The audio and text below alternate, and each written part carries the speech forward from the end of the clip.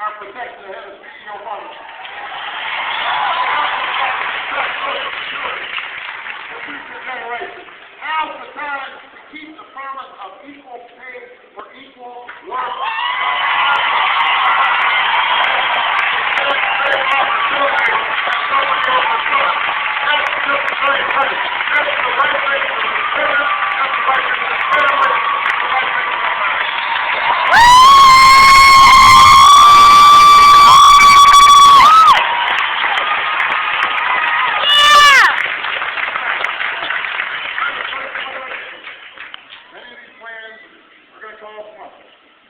That's why we've got to change our priorities.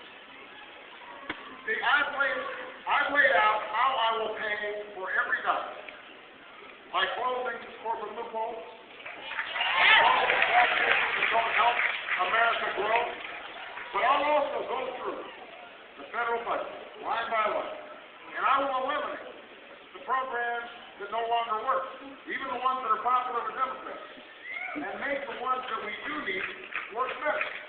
I'm not a Democrat who believes that solving our problems just require more money. You know, it's also going to require innovation and creativity. But it still requires a sense, a renewed sense of responsibility from each of us. You know, government must be energy independent. That's what Governor Ritter and Senator Salazar have been doing. But each of us must do our part to make our homes and businesses more efficient. The same is true when it comes to conserving our water. Yes, we must provide for more ladders to success for young men who fall into lives of crime and disrepair, but we also have to admit that programs alone can't replace parents. The government can't help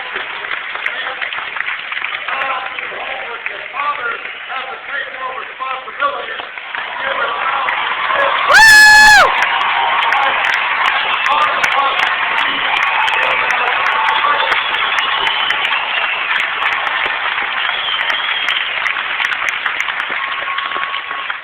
Pueblo, I believe that even as we keep that promise for the next generation here at home, we also have to keep America's promise abroad.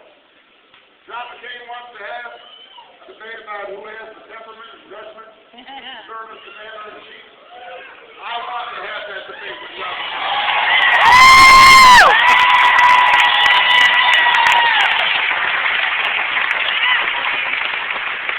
So while John McCain was turning his sights to Iraq just days after 9/11, I stood up and opposed this war.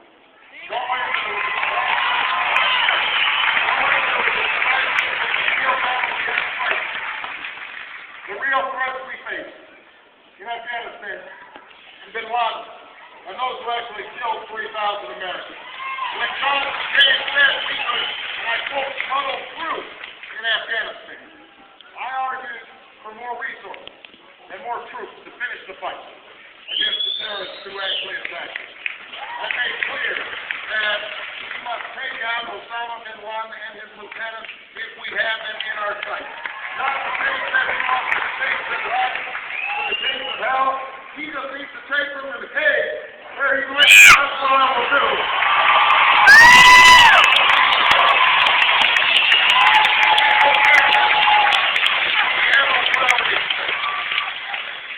And today, as my call for a time frame to remove our troops from Iraq has been echoed by the Iraqi government and even by the Bush administration. Even after we've learned that Iraq has a $79 billion surplus while we're wallowing in deficit, John McCain stands alone in his stubborn refusal to have a plan to end this misguided war. That's not the judgment we need. That won't turn America safe. We need a president who can face the threats of the future.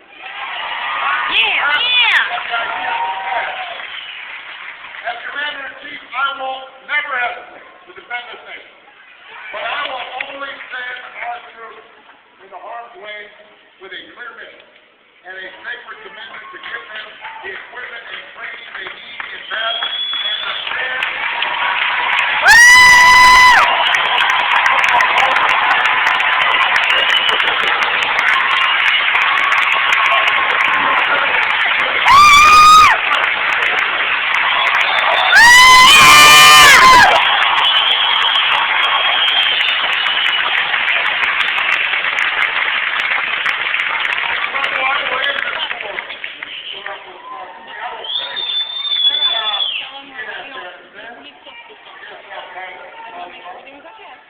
I will retell that military to future cops. And I also want to tell you alike to defeat the threats of the 21st century. Terrorism, proliferation, poverty, and genocide, climate change, and disease.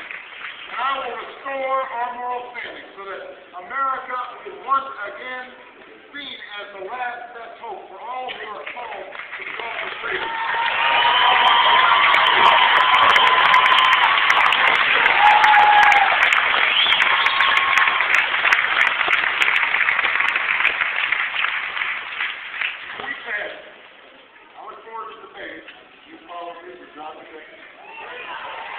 Unlike this campaign goal, what I won't do is challenge his impatience, challenge his patriotism. The patriotism has no part. I want this country. So do you. So does Cotton King. The men and women who serve in our battlefields, they may be Democrats and Republicans and Independents, but they have fought together and they have bled together. They have fought together.